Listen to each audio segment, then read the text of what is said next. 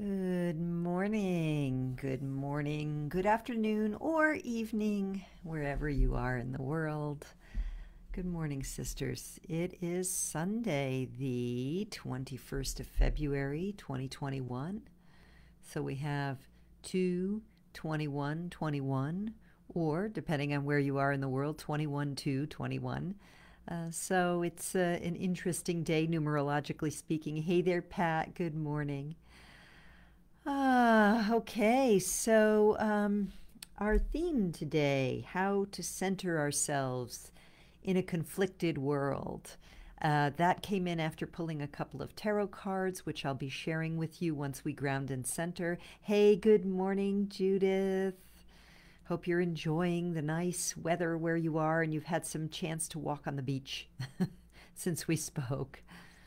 Yeah, so it's been an interesting week. I did a lot of tarot readings this week and a lot of interesting guidance and insights coming through for different clients. So thank you everyone who took advantage of that. I still have about 2 more weeks of lots of tarot readings. Hi there, Inga. Welcome. Hey, Amy. Welcome. So it's sunny there in Denmark, Inga. It's sunny here in Sedona, too. I'll be going out for a walk, long walk into the forest this afternoon. But the forests around here, not up where I go in the summer because there's lots of snow there probably right now. Hi, Rosemary. Welcome. Good to see all your names here. Okay. Well, I think it could be a pretty big, interesting message coming through today. So let's go ahead and get started with our grounding and centering. As always, if it's safe to do so, you can close your eyes if that feels comfortable.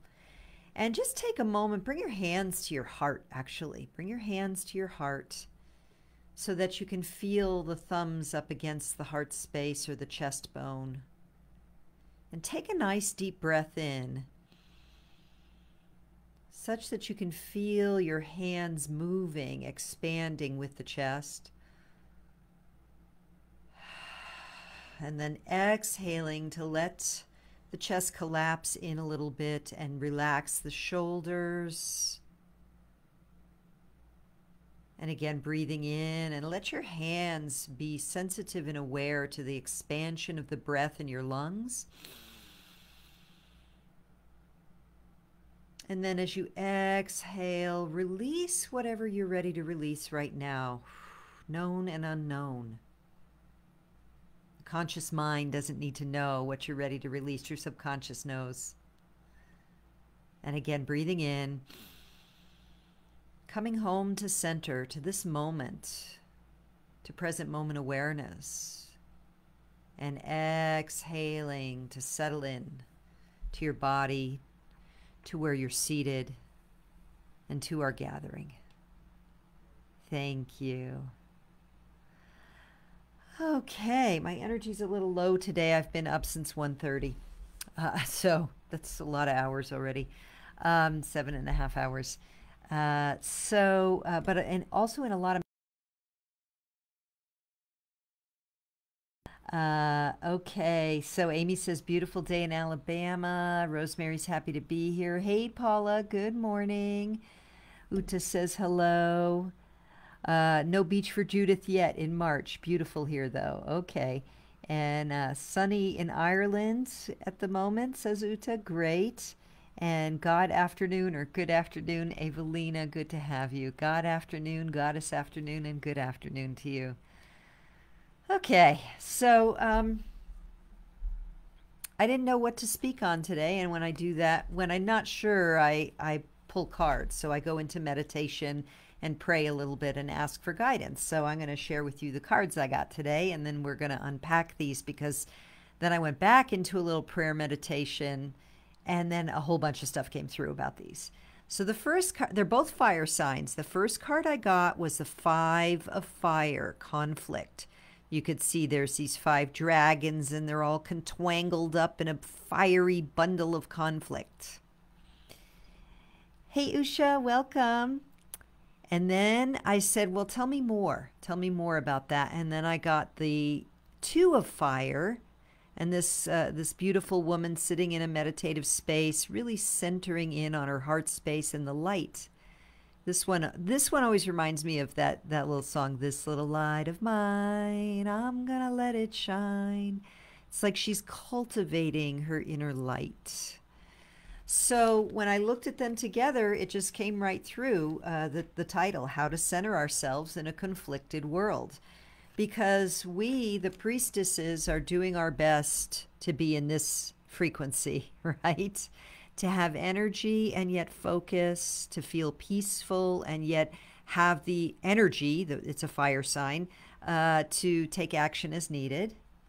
And the world around us and often within us, as we clean up our own, the obstructions to that light within, can sometimes feel like a jumble of dragons breathing fire at each other and knotting themselves up in a mess.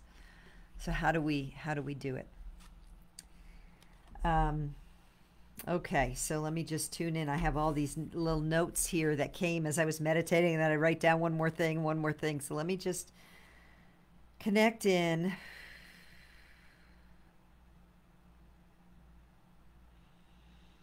Okay, how to center ourselves in a conflicted world. So I'll just go through the list kind of here. I'll tell you some of the things that work for me, and some of them I think are really just sort of generally what we need to know. And we'll see how this brings me to riff on things. Hey there, Casey. Welcome. Hi, Tammy. Welcome, welcome. Good to see you. Or at least your name and your words. Good to have seen you this past week, though. Okay. So one of the ways I center myself in a conflicted world, like the single way, well, not the single way, it's up there in the top 4 pillars, is nature. Being in nature. Nature is not insane.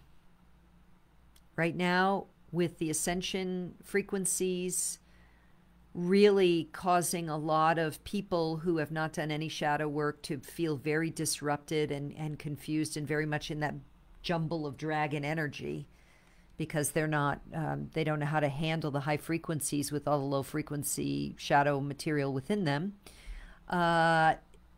It's hard to be around sometimes people who, and I don't mean to say to not be in compassion for people who are struggling. It's not that. What I'm saying is that that energy where it's mismanaged and their own frequency is all over the place, that's really hard to deal with, or it gets exhausting sometimes. So going into nature is where the peace and the stillness of Mother Gaia is, and the peace of the natural world.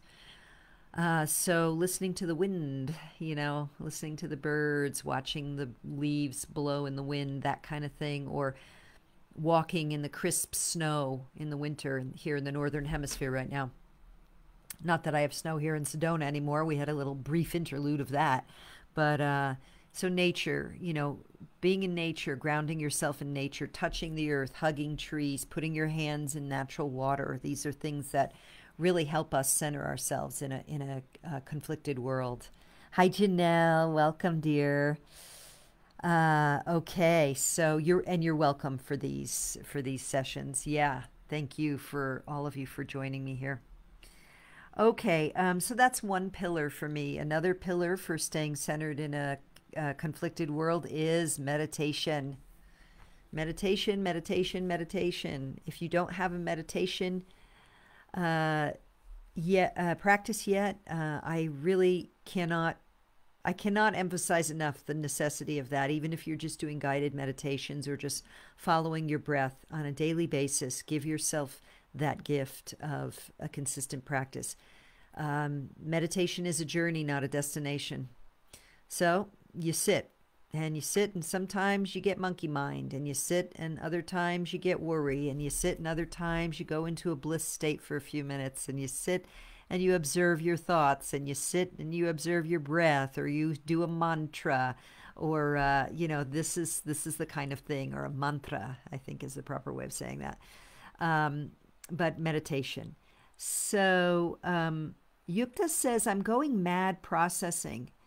Oh, here we go. Sorry, I missed your first one. So much energy is building up with the planets and the full moon. I'm going mad processing. Yeah, that's where nature, the first 2 pillars of a solid foundation for centering, nature and meditation, will help. Well, I mean, there's a lot, what would I say would be another one of the pillars? Creativity, creative self-expression. We are creator beings, and when we are not conscious of our creativity, if we don't choose our creative expression, someone else will. This is why I discourage people from watching TV, because TV is programming to get you to create what the controllers want you to create by visioning it through watching violence, hatefulness, conflict, stress, worry, anxiety, superficiality, um, um, um, pointless pursuits for stuff, that kind of thing. So I would say creativity is a third pillar. So we have nature, meditation, creativity. Excuse me. Um, Yukta says a lot of releases happening right now in the collective. Yeah, yeah, that makes sense. I feel it too. There's release and then, yeah, confusion as well. So what would be the fourth one? For me, I'd say my fourth pillar may be, well, for some people it's exercise. I just want to say devotion or bhakti, which could be devotion to a deity or a practice of some kind, or just for me, it's a devotion to the divine. It's a devotion to my spiritual practice. It's a devotion to my um, centering, my being aligned vertically with divinity and not getting focused on the horizontality, the cross of form, and worrying about the external world. Not that I've mastered it by any stretch, but that devotion to my spiritual growth, really. So the four pillars, and this could change, I don't know, but this is how it feels for me right now is, how do I center myself in a conflicted world? Well, I get in nature every day, or almost every day. I mean, really almost every day, even if it's just to go outside and touch the trees next to my house and kiss them and thank them.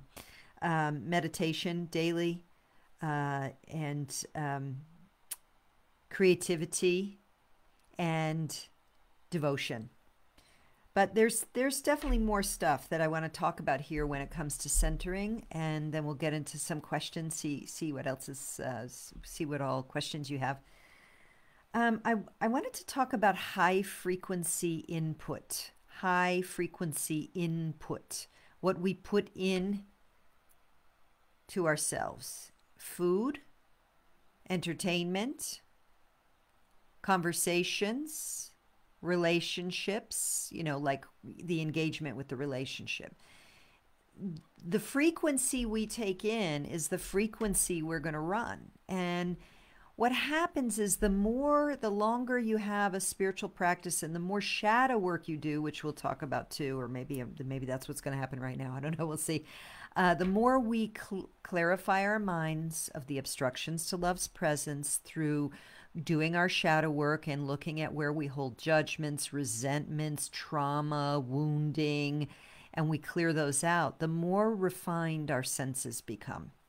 And that's true too as we refine our diets and we eat less dense food. Now, I'm not a dietitian or a health coach, so I'm not going to go into that, but I like to discern based on what is loving. Is it loving to eat factory raised animal products that are cruelly harvested, or clothing, or we all do it, like clothing that was made by children factory workers in a third world country? It's been hard not to do that stuff, right? Our world is set up, depending on the country you live in, for us to buy clothes from China or Vietnam, or buy grocery store food that's comes from factories and stuff. So as we move along in this ascension journey and awaken to our spiritual nature, what many people find is that we just become more sensitive to the frequency of what we're taking in, whether it's TV commercials or processed meat. It just, all of it becomes more, we become more aware and discerning of what we want to take in. So high frequency input. And if you have any questions about what I mean by this or any of the stuff I share, go ahead and put it in there and we'll do some Q&A in a bit. Then I would also say how to center ourselves in a conflicted world, consistency. So being consistent, not to the point of humdrum boring, you know, where you do the same thing day in and day out, but consistency, particularly with those high frequency things that you take in, whether that's you know, high frequency entertainment, high frequency books, you know, reading high frequency books. Course in Miracles. I'm reading a book by Sally Kempton right now. You know, Ascended Masters Yogananda. I mean, there's so many high frequency books out there that you can read. So consistency, whether that's, you know, whatever that is, keeping that consistency of the high frequency activities, your creativity, your meditation, your exercise, your healthy diet, your being out in nature, being consistent with it. So, you know, 1 hour every other week of going for a walk in the forest is not very consistent. Now, maybe everything else in your life in terms of your high frequency spiritual practices are, and that's the place that's hard for you. We're all working on our stuff, so that's not about, you know, perfection by any stretch. But just notice where you can maybe offer yourself more consistency. It's not about meeting any criterion for me or what it means to be a priestess. It's about you activating your highest frequency potential by being consistent with those practices that help you feel good, that help you feel centered, that help you feel at peace.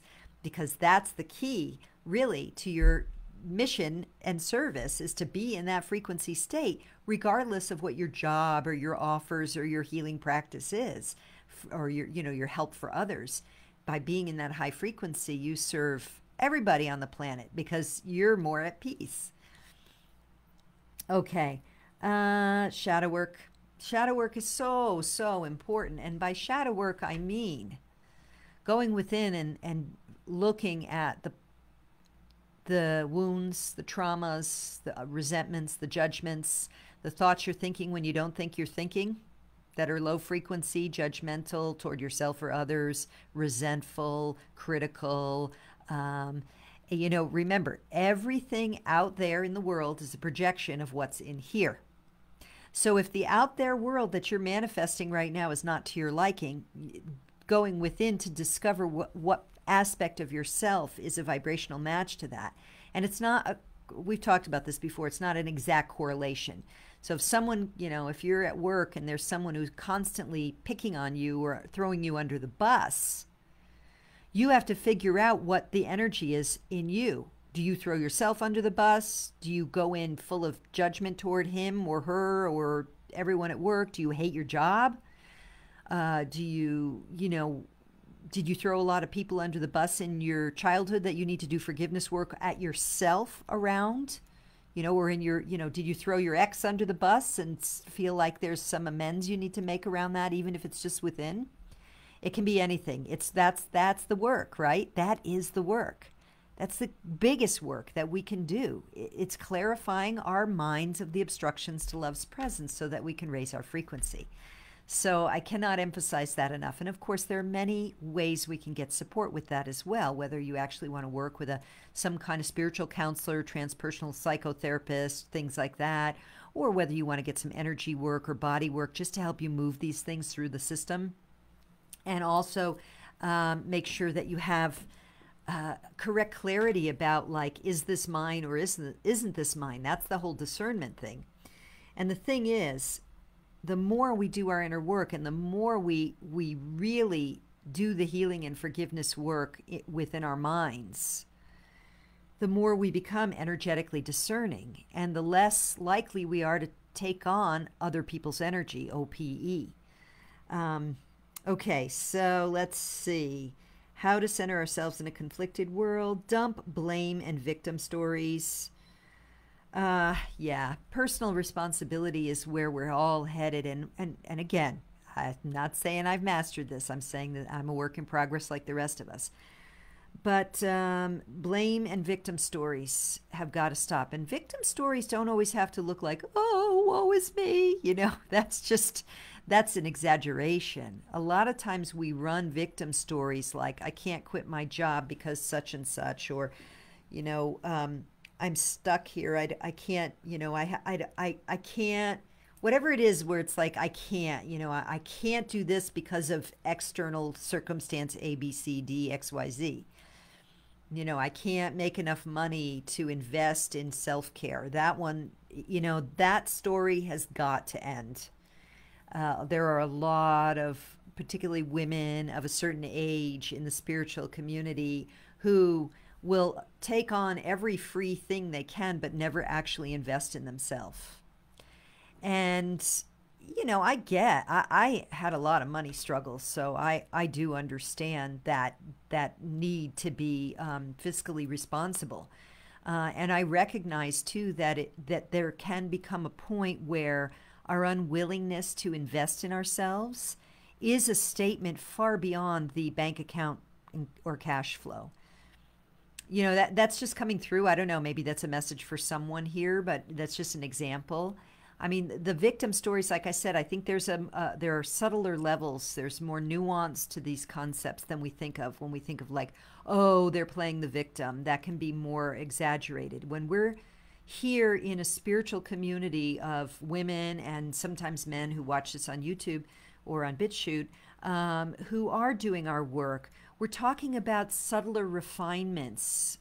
It's like, you know, a sculptor first does the rough cut of the marble or whatever the medium, the wood, whatever they're working in. And then they start to shape it, right, to whatever the image is. And then near the end, they're really refining, they're honing, and they get finer and finer pieces of sandpaper. Well, that's what we're doing, because if we've mastered it all, we don't need to be here anymore. So when I say sometimes some of these things like, victim, you know, dumping blame and victimhood, it's not going to be at that rough cut, you know, just carving in, just chipping into the stone. This is the refinements now. When I say high frequency input, you might be saying, well, Dawn, I already eat all organic food and all that stuff, and you know, I don't watch much TV, or I don't watch any TV. And then it's refinement, you know, like, you know, where are you having conversations that maybe are just low frequency, or surfing through Facebook and, you know, getting caught up in dramas or little battles or whatever. So that, you know, that's doing this sort of refining just happens through our lives with regard to all of this stuff, including blame and victim stories. Getting support and healing and energy modalities is also that, which I just had touched on, but I'll say it again from a different perspective of just, you know, investing in yourself, investing in your own healing, investing in the things that help you to feel good, whether that's getting a good massage or doing a panchakarma cleanse, or, you know, getting an energy healing session or something like that. Make sure that you do that for yourself. That's self-care. Nice bubble bath, or, you know, Epsom salts bath, or pink Himalayan sea salt baths. That's what I like to do. And then own your addictions and pivot. Here's another one. And when again, we're talking refinements here. There may be sisters here who, or brothers here who do have serious addictions, alcohol, drugs, etc. Well, what other kinds of things do we get addicted to? I dance with sugar. I mean, this has been a thing all my life, you know, on and off. So it's a thing for me. I have to really look at when I get too much with the sugar. Oh, I'll have one little piece of chocolate. Oh, I'll have another piece of chocolate. Oh, I'll have another piece of chocolate. Like that's a kind of addiction. TV, Facebook scrolling, Instagram scrolling, blame, and whatever it is, you know, just look at where is there something I'm doing unconsciously without self-awareness that is keeping my frequency low. And then look at it, compassionately accept it, and pivot. Pivot. Don't get caught in then telling the story about how I'm addicted to blah, blah, blah. Oh, yeah, look, I'm dancing with that little energetic right now. I'm going to pivot. I'm going to shift my energy around it. because that supports the mind-body vehicle too, and it supports self-awareness, which is, I think, the last thing I wanted to talk about here. Really, yeah, I mean, it kind of all comes back to self-awareness, doesn't it? The more self-aware we are, the more power we have pulled back into ourselves to be sovereign, to make choices for ourselves, to restore the energies so that we don't have energy leaks. So these are some of the ways that I center myself in a conflicted world. I by no means have this totally mastered. There are certain things that challenge me, for sure. But I would say that sort of my pillars are nature, meditation, creativity, and devotion. And then I consistently do shadow work. You know, you all know I'm a consistent student of Course in Miracles, so I read something from the Course every day, whether it's a lesson or a piece of the text or something. So that's my high frequency input as well. Okay, so I mean, this is one of those topics that sort of can be very open-ended because I'm just sharing with you, you know, my practices and discoveries, but I would love to hear from all of you. So I'm going to have a look here now at some of your feedback and or questions. Let me go back here a little bit. Pat says we have a lot of snow on the ground. I love the idea of nature, of natural water. I'm going to take more baths. Ah, yes. Janelle says, how to be aware of the suffering in Texas right now without going into judgment, being angry, feeling survivor guilt, being overwhelmed with empathy for the suffering. Oh, that's a great question, Janelle. And yeah, let's all take a moment right now to just take in a breath into the heart space and feel that breath expand like so much light into the heart space. And on the exhale, send it out to our sisters and brothers in Texas who are dealing with no power, many of them, and no heat, etc. And of course, we know there's suffering all over this planet. This is the ego's playground, and suffering is and has escape suffering is by doing those who are living in suffering. And this is where that whole thing that I talk about, the different sort of levels of how we look at this, you know, this reality. At the ultimate level, remember, we are all one in the divine. We are having a dream in the mind of the one. And we have never left source, and we are loved without condition, and we are accepted without condition, and we have never sinned. And here we are in the 3D, where the body suffers, the mind suffers, all of that. We cannot know the choices that any other soul made. Shoot, we have a hard enough time sort of figuring out what choices our soul made, right? To lessons to learn, etc. We have to trust that each individual on this planet, for whatever reasons in the great mystery, have chosen their incarnational experiences. And then, you know, and maybe, you know, sometimes we choose, like, I want to work on A, B, and C in this lifetime. And then we come in and we get caught up in addiction or something like that. And then we never get to B and C. Maybe we got to work a little on A because addiction was one of the things, but then we go down a road that's down a dark rabbit hole because we forget. So we have to hold compassion, yes, but when we become incapacitated because we're suffering for others, we're useless. There's a story I love to tell, and it's a story that was told to me by a minister, one of my first spiritual teachers. It's the story of Lazarus and Jesus. And, you know, so Lazarus dies, and Mary and Martha come to Jesus and crying and weeping, and Lazarus and Jesus were friends, so, you know, they're like, Jesus, Lazarus has died. Is there anything you can do? And so Jesus says, take me to his tomb. And he has someone remove the stone from the tomb. And he stands at the gate of the tomb and says, Lazarus, rise. He does not step into the tomb of Lazarus's death. It doesn't help Lazarus for Jesus to step in the death tomb. He must stand at the gates of life and say, arise and step through the gates into your awakened, alive self. This is what we have to do when we hold space for others, whether that's for an entire state or an entire community, or let's say the children who are being trafficked. Holding space in compassion and mercy, in prayer, illuminated light, whatever you want to do, is really, really different than wringing our hands in suffering and not being able to function. Now, survivor guilt, that's an area that probably requires some level of counseling. That's not my expertise. I mean, I think the principle still applies, that if we wring our hands in guilt because we survived, we have just cut ourselves off at the knees energetically. It's a low frequency input. It debilitates us from being in service.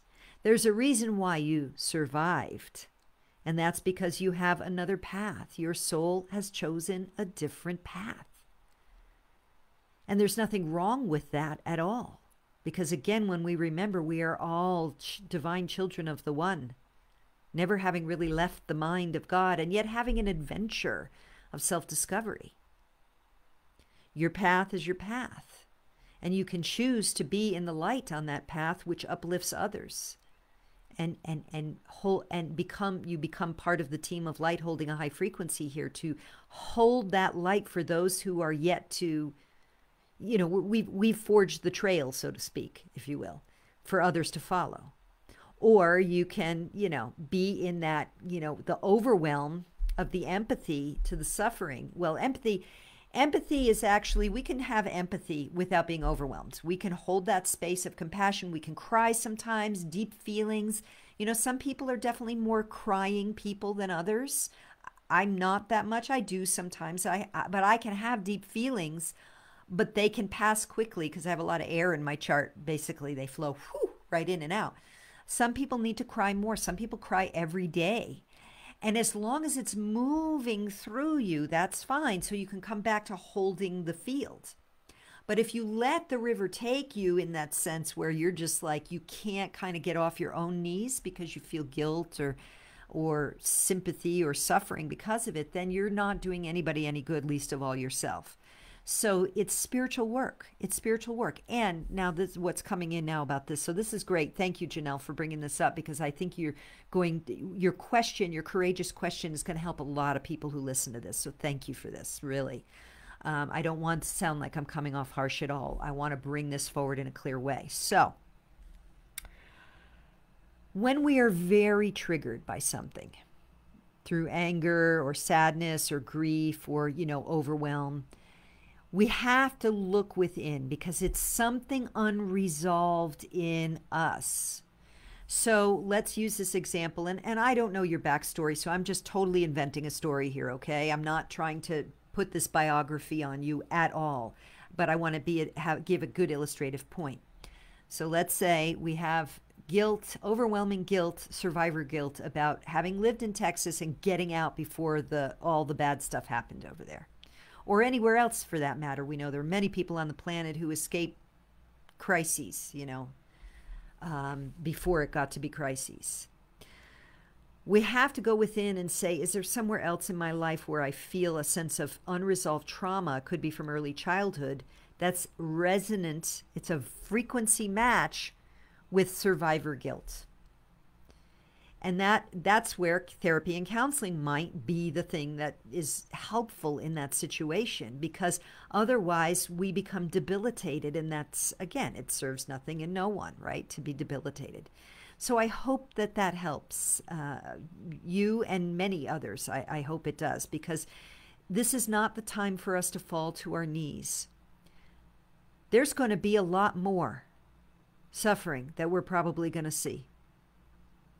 And if we get debilitated by other people's suffering, then we can't hold that light when those who are ready to, who are looking for guidance, support, prayer, whatever, come our way, cross our paths.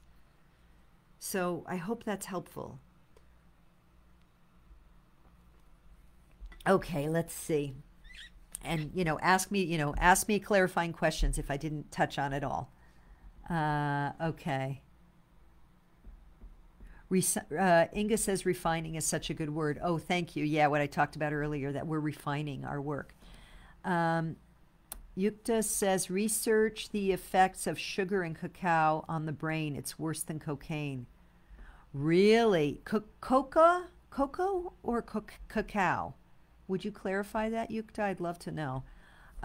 Yeah, sugar I know about. There's a book that I read when I was pregnant with my son. So I was pregnant with my son in 1983, called Sugar Blues. I highly recommend that you check it out. And worse than that, high fructose corn syrup. High fructose corn syrup does to your liver and your innards exactly what alcohol does. So think about what happens to someone who is a heavy alcoholic. They get cirrhosis of the liver, right, over time. And different people are more vulnerable than others. High fructose corn syrup does the same thing without you getting drunk. So really, really remove high fructose corn syrup from your diet if you find it anywhere. Not good stuff. Okay, let's see. Yukta says, how can we do daily soul retrieval, calling back the soul? That's a good question. I mean, from the shamanic perspective, this is something you do with journey work. From my perspective as a student of A Course in Miracles, the daily Course in Miracles practice is the way to do it, because as we go deeper into the lessons, stuff emerges, old memories, old stuff, and that really is the reclaiming of the soul in a way. Now, another thing, if we have soul fragmentation from other incarnations, which probably most of us do, good past life regression therapy can also help you retrieve your pieces of the soul. And finally, but that requires a practitioner, right? Finally, NLP, neuro-linguistic programming's timeline re-imprinting, which is a modality I do with clients, is another way to reclaim fractured fragments of the soul from this or other incarnations. Again, that's a practitioner-required activity.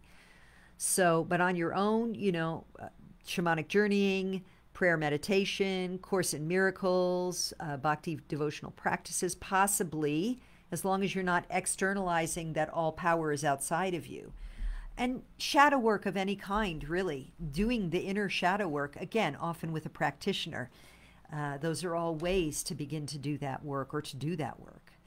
I hope that's helpful, Yukta. Tammy says, cleansing fasting from time to time has been a very powerful centering tool for me throughout most of my life. It's like pushing the reset button. Thank you so much for sharing that. I didn't even think of that. Yes, absolutely, and I have too. I do, because digestion issues are one of my weak spots in my body. So I've done cleansing, I've done fasting, I've done colonic hydrotherapy for a week, twice a day with cleansing, with fasting. It is a powerful reset button, absolutely. Pat says, love salt baths, or maybe that replying to Pat. Oh no, that was Amy replying to Pat. Janelle says, thank you for that lesson. I choose to answer the call to be a pioneer, healer, servant to others, especially serving frontline responders and other essential workers. Great, right. So it doesn't really help you to be in that place of almost becoming a victim or stepping into the tomb, right? That's not, you got to hold the strength, you got to hold the light in that way. Usha says, I'm finding rereading Eckhart Tolle, The Power of Now, is raising my frequency. Yes, very high frequency stuff. Eckhart Tolle, yes, very good. The Power of Now. And that is really ultimately the centering, isn't it? I mean, think about it. In any now moment, in a single breath, we can come back to center. In any now moment, all we have is this now moment. In any now moment, we can choose to be victim, to be fearful, to be angry, to be judgmental, or to cultivate that light in our hearts. And Eckhart Tolle's book, The Power of Now, is what do you call that? Like a groundbreaker in that realm, you know, talking about the now moment and the power of the now moment for modern people. Janelle says, I was recently diagnosed with candida, and one treatment required is hot baths 6 days a week. Oh, I never heard of that one. I've had challenging candida issues, systemic candida. So it's about sweetness in life, not being able to take in sweetness. But anyway, she says 30 minutes a day to break a sweat for at least 20 minutes. That will be part of my grounding you discussed today. Great. Wow, that's wonderful, Janelle. I'm going to try that if I should have that again. I take some very high quality prebiotics and probiotics, and of course, monitoring my sugar intake, which is a little bit like this for me. Again, that's one of my weak areas. But generally speaking, that's helped me a lot. But I have had to go through some serious dietary changes and big breaks in habitual eatings of different kinds at different times in my life. And of course, the more I clear up my mind, the more I've released old judgments, the more forgiving I become, the less vulnerable I am to physical diseases that were chronic for me before. It doesn't mean that I don't have bouts, especially during these times where so much is being purged from the collective. But I definitely find that as I am more clear, I don't have to deal with it as badly as I used to. I mean, it got bad. At one point, I was like eating kale and freaking celery. I just could not find a way to eat, and even carrots became too sweet for me. But fortunately, I've done some work, including colonic hydrotherapy and fasting, and really good probiotics and prebiotics that have helped me a lot. Okay. Amy says, caring for our animals and observing their behavior has played an important part in my learning self-care. Oh, beautiful. Yeah, and animals, I mean, there's just, I mean, I don't know whether you're talking about domestic animals or wild or from the wild animals, but the gentleness of animals. And really even, I mean, you know, you can think about predator animals and stuff, but, you know, in their own realm, in their natural realm, they are in a frequency that is of nature that can be very soothing for us. Thank you for bringing that up, Amy.